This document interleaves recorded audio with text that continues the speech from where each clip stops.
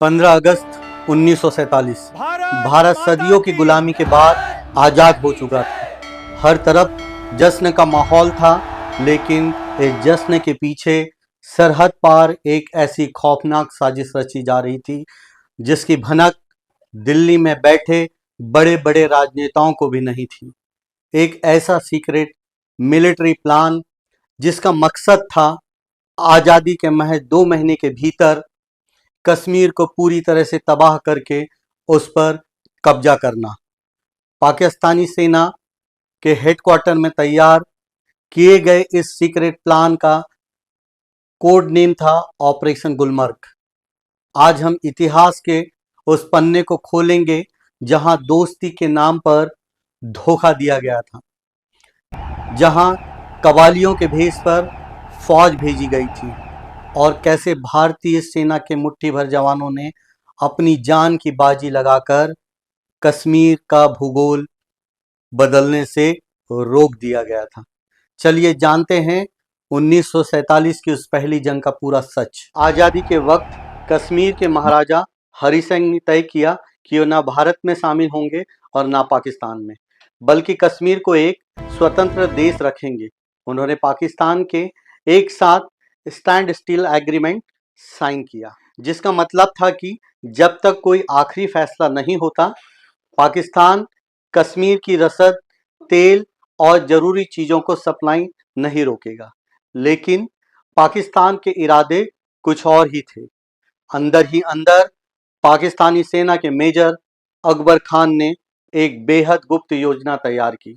योजना यह थी कि कश्मीर पर सीधा हमला करने के बजाय वहां स्थानीय कबालियों को आगे किया जाए। उन्होंने आधुनिक हथियार दिए, गाड़ियां दी गई और हर कबीले के पीछे पाकिस्तानी सेना के रेगुलर अफसरों को तैनात किया गया। इस पूरी फौज का नाम दिया गया लश्कर।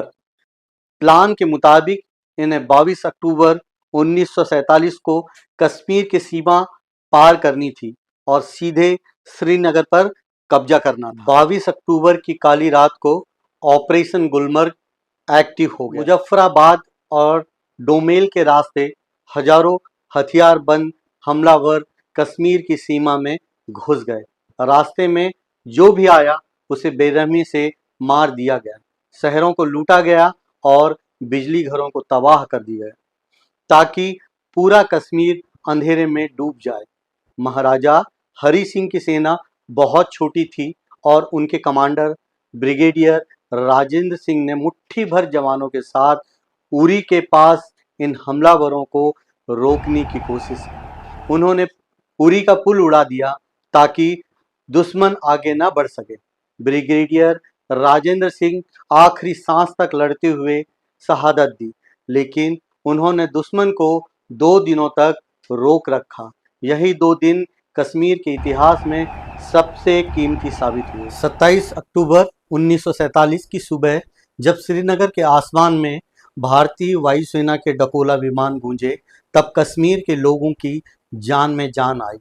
सिख रेजिमेंट के जवानों को सीधे श्रीनगर हवाई अड्डे पर उतारा गया। दुश्मन हवाई अड्डे से महज कुछ ही किलोमीटर की दूरी पर थे। अगर हवाई अड्डे पर कब्जा हो जाता तो भारत अपनी सेना वहां कभी नहीं भेज पाता। यहीं पर एंट्री होती है मेजर सोमनाथ शर्मा की। 4वीं कुमाई रेजिमेंट की डी कंपनी के कमांडर मेजर सोमनाथ शर्मा का दायां हाथ फ्रैक्चर था। फिर भी वह मैदान में उतरने के जीत कर बड़गांव के मैदान में 700 से ज़्यादा दुश्मनों की टुकड़ी उनको तीनों तरफ से घेर लिया था। मेजर शर्मा ने पीछे हटने से साफ मना कर दिया। वे खुद जवानों के पास जाकर मैगजीन लोड कर रहे थे। तभी एक मोटार का गोला उनके पास आकर फटा।